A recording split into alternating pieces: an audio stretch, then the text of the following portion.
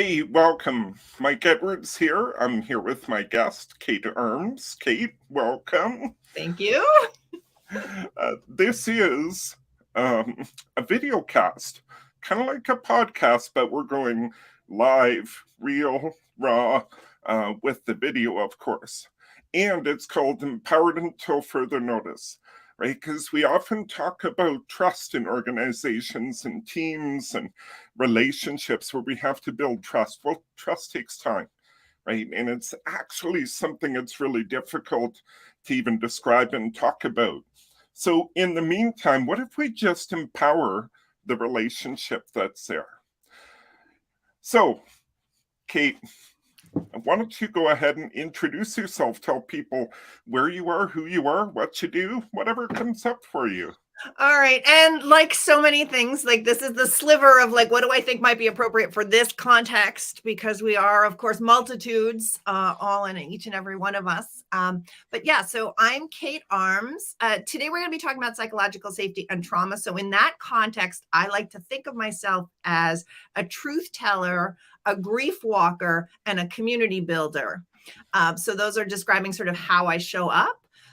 And by day, I'm an agile coach. And by night, I do a lot of support work with parents of kids who don't fit in the school system because they're intellectually brilliant, but they have some kind of challenge, ADHD, mood dysregulation, autism, visual processing issues, something that means that school doesn't work for them. So they're smart and struggle. Yeah, so that's a little bit of where I'm at. Interesting balance between the two of those, right? From agile coaching to working with parents and families. Yeah, it turns out that agile coaching and software development, the engineers and product people that you're working with are very often former children who were sensitive, brilliant, and didn't always figure out how to survive in the school environment. So there's a lot of overlap in who the people are. I think I use the word creative, gifted, and highly sensitive as sort of the overlapping piece.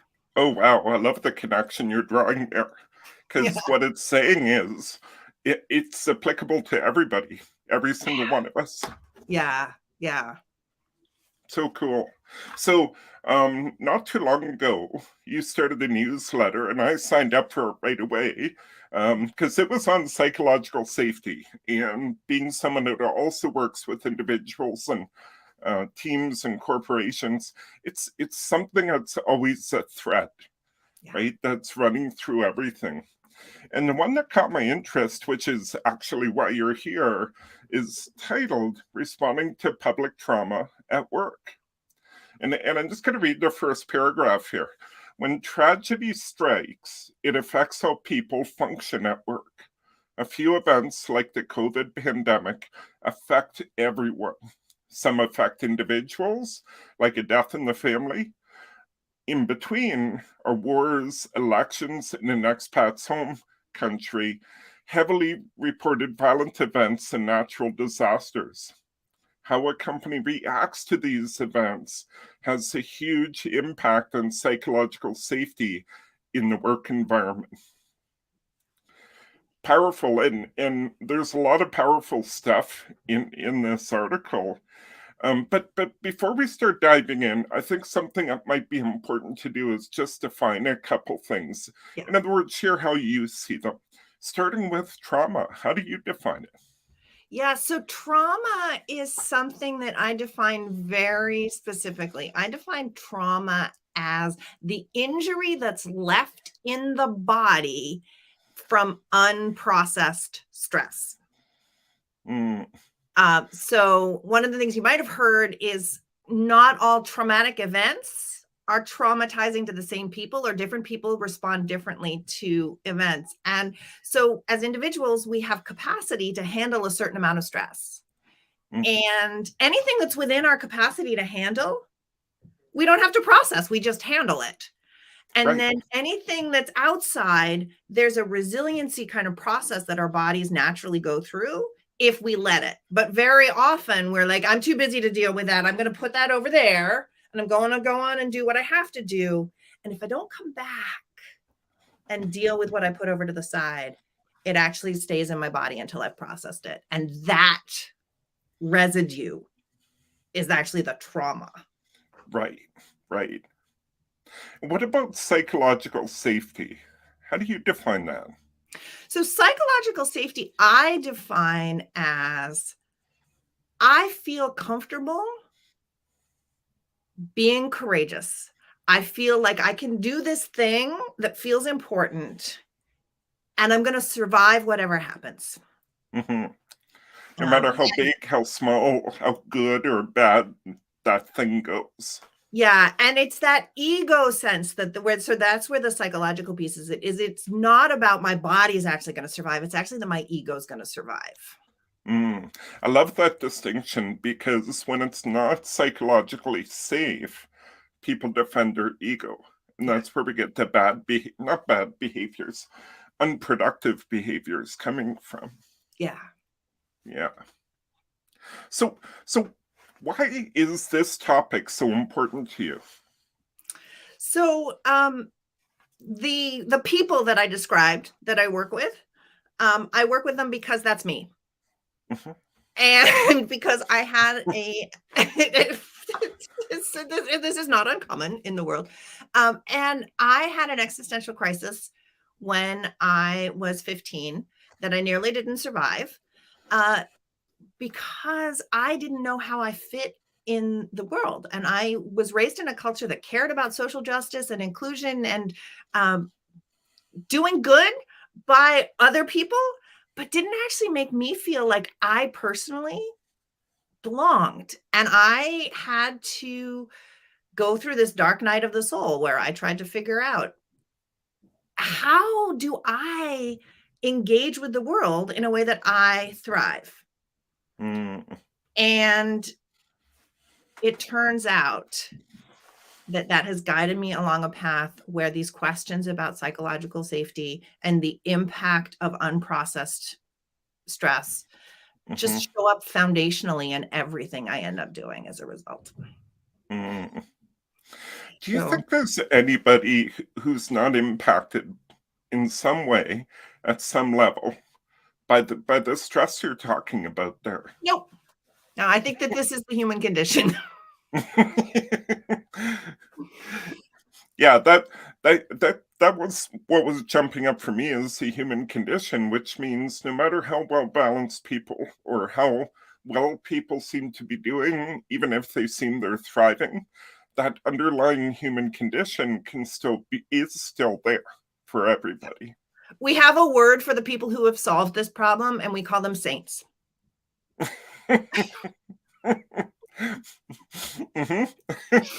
Right. And in the Buddhist tradition, there's the concept of the bodhisattva, which is actually that I can't actually be enlightened unless the whole world is enlightened. So I have to put off my own enlightenment to come back and like share the enlightenment.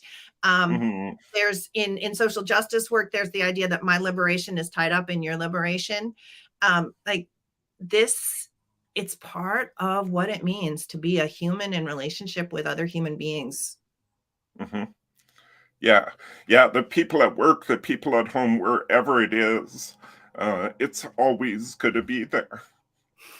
So, yeah. So I love that. Well, I don't love that. Maybe the world right. And it makes life difficult and challenging and uncomfortable and like, yeah. Yeah. But it's what makes humans so fascinating for me. Like all these things that make up the human condition, for myself included, right? It's what keeps life interesting. It's what makes leadership challenging and rewarding at the same time. Yep. So talk about the impact in the workplace, right? So you have all these people walking around and they have some level of trauma, some stress. They may be showing it, maybe they're not. Like, what's the impact in the workplace? So the impact is that there are two kinds of impact. One is that we project our expectations based on the past into the situation. And if we haven't processed it, that's unconscious. And so we find ourselves acting in ways that are not productive. We find ourselves making assumptions about our customers, our coworkers that are wrong. And so misunderstanding abounds because we react in the present conversation in light of the thing that we haven't processed. What we haven't processed actually sticks around and keeps going, hey, this. And once we've processed it, we start to be able to have choice around how do we use the learning from that. And the other piece of it is it takes so much energy to function if we've got unprocessed stuff going on around that we just don't have access to our full creativity. So in this world that's moving so fast and where the market is changing so fast and global politics are changing everything so fast, and then we had COVID, and so everything, we actually need to be responsive. And that impact of the past still being alive makes being responsive really hard. It does. It does. And as leaders, right, leaders in organizations, it's going to be really tough because they're dealing with their own stuff, right? Their own trauma, their own stresses. And they need to show up and be supportive of the people that are around them. And I loved what you pointed to there, the complexity of it, because we're all looking at things differently. We're all processing it differently. It might be easy for a leader to go, wow, that's way too uncomfortable. I'm just not going there. Yeah. I mean, leaders are under so much pressure because the amount of impact that they have means that everything they choose to do, or everything that they do without being conscious of it, has an impact. The people who don't have followers, people who don't have employees, people who are off doing their own little thing, if they make a mistake, Also, if you're one of those people, please show up and let me know, because I'm not actually sure that kind of person exists. I think we're all having more impact than we think we are. Or that we give ourselves credit for. Yeah. So inside of a team, how many times do you see teams where there's some kind of conflict that's happening in the team, and it's largely based on unspoken things, right? Assumptions people are making, like, Kate, why do you keep failing to do this? I'm thinking right now of a team that I was part of where one of the people had struggled with school and had always been feeling like they couldn't get their teachers to see how smart they were, that somehow the output that the teachers wanted wasn't matching their ability to actually demonstrate what they knew. And this is a very typical thing for smart kids with or without learning challenges. If you intuit the math and then are told to show your work, and the work is like, I knew the answer. Oh, yes. And so I was working with somebody who hadn't processed their residual sense of self-doubt from their like, am I actually smart or am I not actually smart? And they hadn't processed that. And I've processed most of my stuff around that. Like, I will not pretend to have processed it all, but I've processed most of it. And this is a very smart person. And we'd go into meetings and they'd say, what do you think about this? And I would say my opinion. And if it wasn't the same as their opinion, it was really hard to get past that. I'm disagreeing with you, because I respect I respect your opinion enough to actually engage with you in the challenge about, like, what do we think? And so it was actually, from my perspective, a demonstration of, I think you're smart. But from their perspective, the initial interpretation was, I have to protect my ego sense of being smart because Kate just disagreed with me.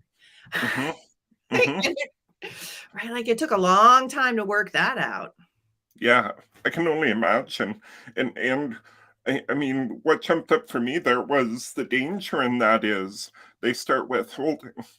Yeah. right? If you don't allow the processing to happen, whether through self or with others. Right. They stop withholding, they stop asking, they stop engaging. And often, like, the other thing that happened is that those would become uncomfortable conversations, and I didn't want to have the discomfort of them, and I didn't want to engage with their shame and self-doubt. So I would stop sharing my opinions. So they would stop asking, I would stop sharing, and all of a sudden there was nothing happening in those meetings. Downward spiral. Yes. Yeah, and what a shame, because every single person on a team offers something, a perspective, a different piece of knowledge, whatever. And if we allow that to happen and the downward spiral happens, we start going through the motions as opposed to letting our brilliance shine. Right.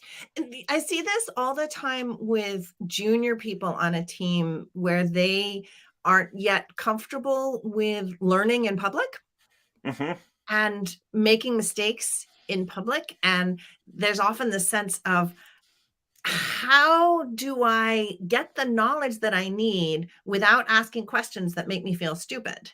And the answer usually lands in the space of, believe that you're on this team because they saw your smarts, they saw your potential, they saw your brilliance. Believe that you belong here, and then trust that the questions that you ask will be smart. That can be hard to do when It's hard.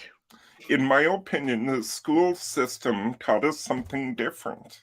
Yeah, the school system told us that there is a right answer, and you need to show up with it. Yes.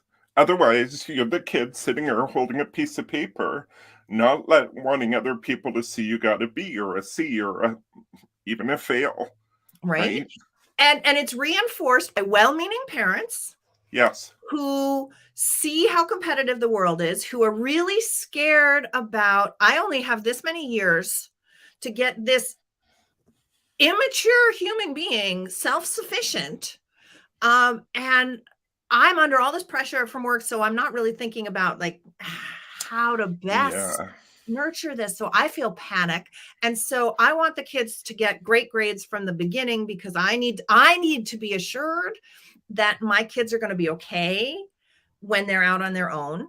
Because I love them and I don't want them to be suffering, right? So I need to take care of my fear around them. And so I bribe them for good grades because it makes me feel good. Yes. It's like, I'm motivating them using extrinsic motivation because it's the only one I know how to use, because most of us aren't trained in intrinsic motivation. And so I'm using all the tools that are the only ones I know to reinforce the classroom, which is using the same set of sort of extrinsic motivators to do classroom management. Because if you've ever been a teacher in a room with 25 5-year-olds, like, if there's only one of you and 25 of them, it's chaos. Yes.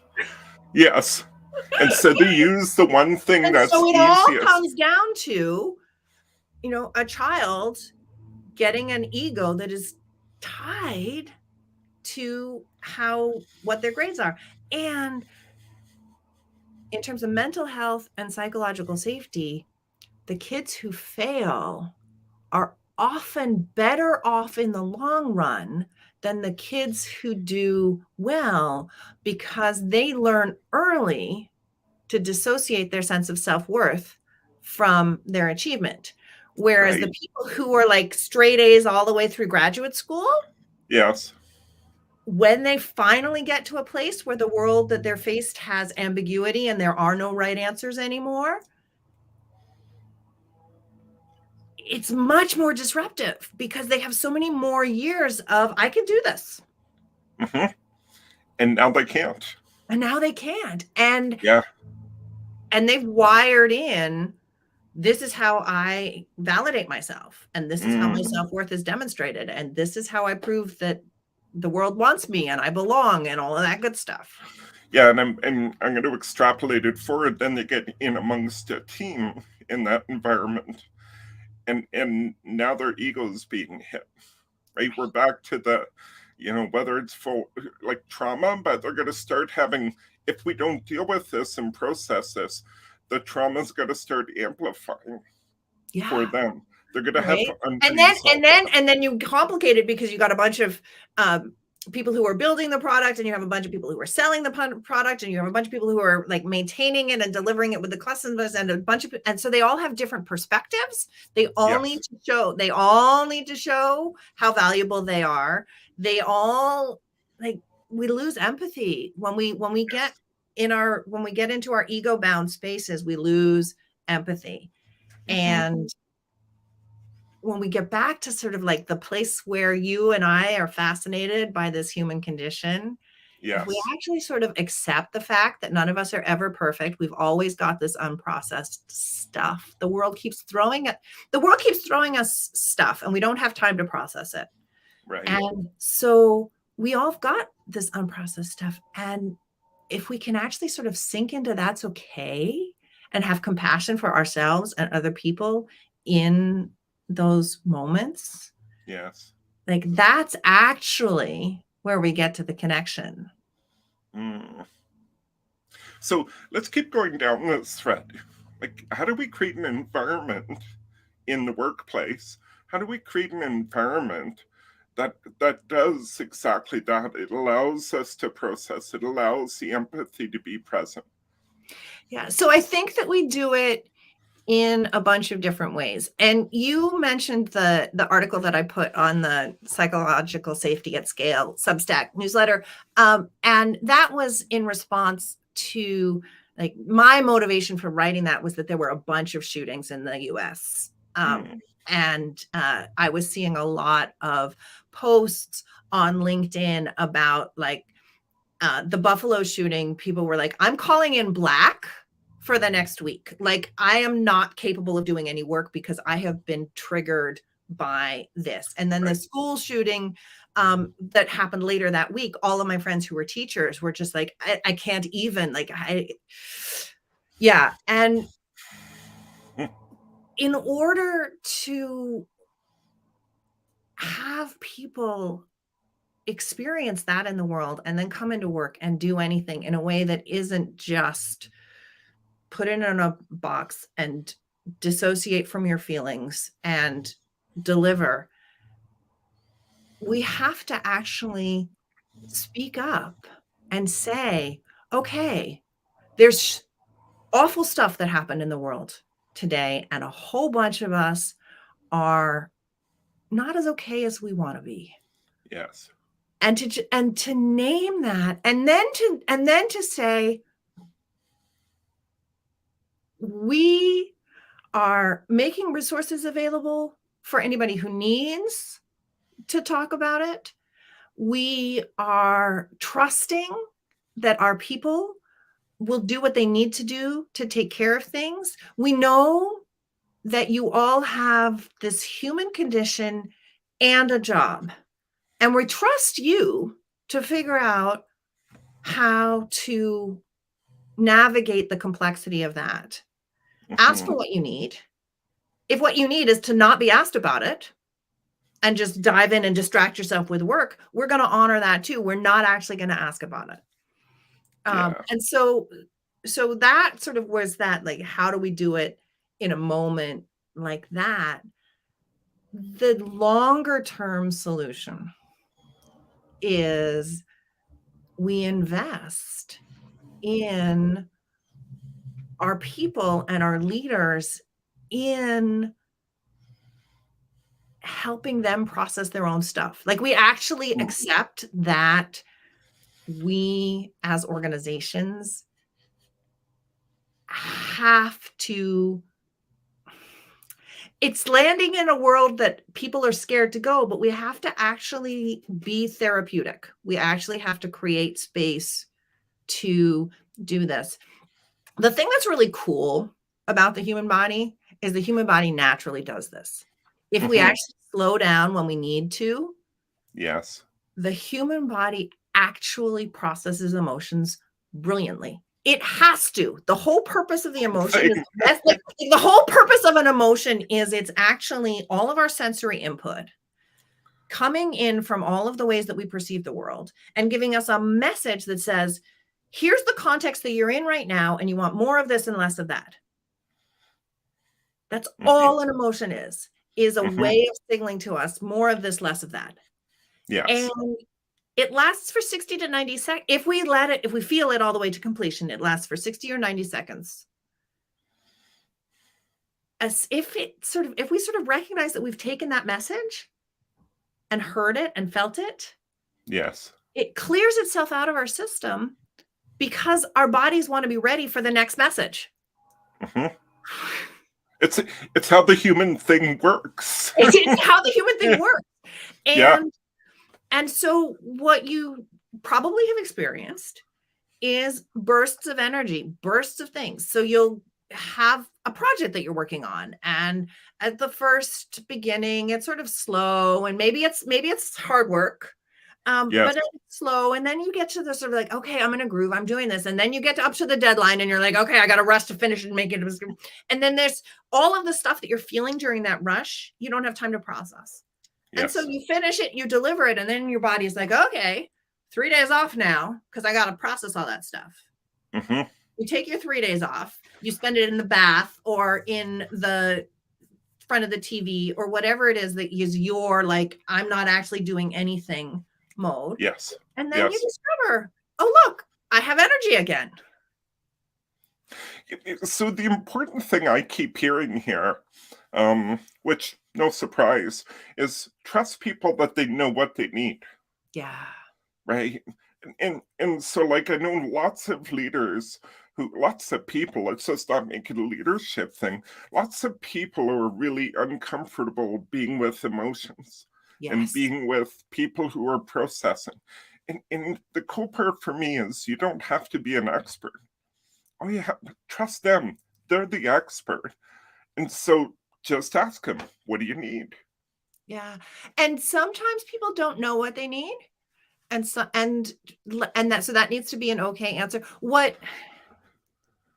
people who have been raised to be nice have a tendency to do is to guess what people need. Yeah, that was me. I've broken through that habit. Right? And we sort of, or the other thing is we get uncomfortable with the emotions that somebody else is feeling. Yes. And we dive in doing what we would need in that instance. Yes. Yeah, which may or may not be what they need.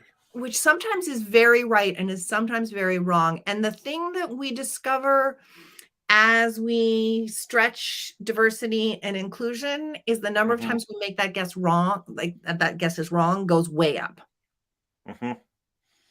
Absolutely. Yeah, because our guess, we're just bad as mind readers. Oh, funny how that is. It is not a particularly good human skill. No. Well, you're making me think of a meeting I had with a group of executives, I don't know, right after the Uvalde shooting. And like this group is normally lively and talkative and so on. And it was dead. Like the emotion, the energy was just totally flat. Yeah. And the old Mike would have jumped in to dealt with the awkward silence. Instead, I just asked what needs to be said. Yeah. A couple of people said something, other people didn't. It's okay. I think the thing people really want to know is there's support there. There's understanding, there's empathy, like whatever it is. They just want to know that somebody's there. They're seen. Yeah. One of the things that is really, really hard for leaders in this space is when things are hard and as a leader, you're having a difficult time with the emotional context to actually stand in front of your people and say, okay, this is a really hard time. And I don't know how we're going to get through this. Because that's the honesty, integrity piece. Like I'm overwhelmed. Like, I don't know how we're going to get through this. I have faith that together we'll find our way. Yes. And to actually do enough work on ourselves that we can stand in front of a group that's in pain. This is why I call myself a grief walker, Because it's those places where things aren't going the way that we want them to.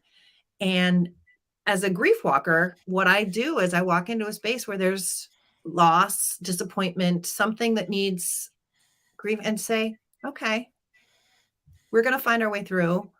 I don't have the answers. We'll find the answers. And we're okay. And it's that like, it's okay piece that is so valuable. Yeah. Because it certainly doesn't feel okay. No. And that's okay, right? It's okay not to be okay. Yeah. And too often we resist that and push it away. No, I have to be okay. Especially in companies where the corporate culture is, everybody has to be happy, everybody has to be okay. No. I mean, the corporate culture thing of like, we launch a product and we're straight on to the next thing. Like, we haven't celebrated that we launch a product, or we have layoffs and we have to like straight on to the next. There's grief and loss and feelings. And if as a corporation, we go through these pieces and we don't process them as a culture and we externalize it and make people do it on their own time, it makes people want to not come to work. Yes. Yeah, true. Absenteeism goes up. Even if they're there, they might be physically there, and they might be absent. Like, just not good. Yeah. And it's hard, and it's a massive culture change for a lot of people. Yeah. So we've been talking for a little over half an hour now. You and I knew that would happen. Right? Yeah. And I know there's so many, I know my head's going in a million ways where we could keep talking, and I would love to at some point. Where can people find out more about this topic? What would you recommend? Aside from your newsletter, please tell them how to find that. Yeah. So I'm actually starting to experiment with articulating this in writing, so that I can try and get it out to more people. So that's what I'm doing with the psychological safety at scale newsletter, which is at Substack. There's also this stuff comes up in the conversations that I have in the Leadership Arts Review podcast that I co-host. People can find me personally on Twitter at Kate_Arms, or on LinkedIn. And there's a book I want to recommend for anybody who's been intrigued by this sort of question about doing our own work to be able to help other people. Jerry Colonna wrote a book called Reboot. I don't know. Have you read Reboot? I haven't. It's called Leadership and the Art of Growing Up. And what he talks about is a combination of his own story and also coaching executives and the moments in which they go back and look at their own trauma and heal their own trauma in order to show up better at work. And I think it's a really, really powerful way of looking at how do we actually move past and heal. So Reboot by Jerry Colonna. Give me 1 second here. I'm going to actually put a link in the comments. Yeah. There we go. That'll actually show up in the comments with this recording going forward. Great. And as soon as we hang up, I think I'm going to buy that. If you listen to audiobooks, he actually reads it himself. It's written kind of like a coaching conversation. And I have read it and I've listened to the audiobook, and I found the audiobook incredibly powerful as a way of going along the journey. So, my personal preference is listening to it. Yeah, mine is too. Absolutely. Okay. Last words, thoughts. What do you want to leave people with? So I think that I want to leave people with the body is really good at working through stuff if we give it time. Not having worked through all our stuff is totally normal. And if we can be okay with being real with ourselves about the places that we're not okay, it makes compassion and empathy easier. Mm. And don't we need more of that in the world? Right. Right. Mhm.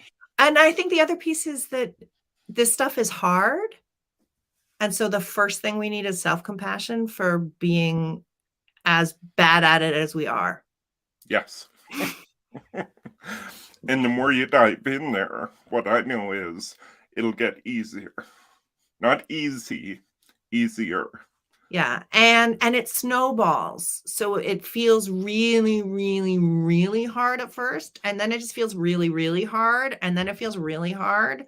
And then like it's I love how you put that. and eventually you get to a point where you're like, I thought I had this handled, but today it's hard. And that's okay. That's okay. Yeah. Well, Kate, thank you so much for a wonderful conversation. Very deep topic, very uncomfortable in a lot of cases, but a very important conversation to be having. Yeah. Thank you so much for the invitation. I can go on for this forever, but to have little touches, in public where people can access it in small doses is really, really powerful. So thank you very much. You're welcome. Thank you. Coming up next week, I'm talking with Joanne Stone, and it's going to be on the topic of wicked agility. We look at problems, we see them really big, and yes, in some cases the problems are really big, and that's the nut she's looking to crack through wicked agility. How do we work through those big problems as opposed to around them? All right, thanks again. See you soon.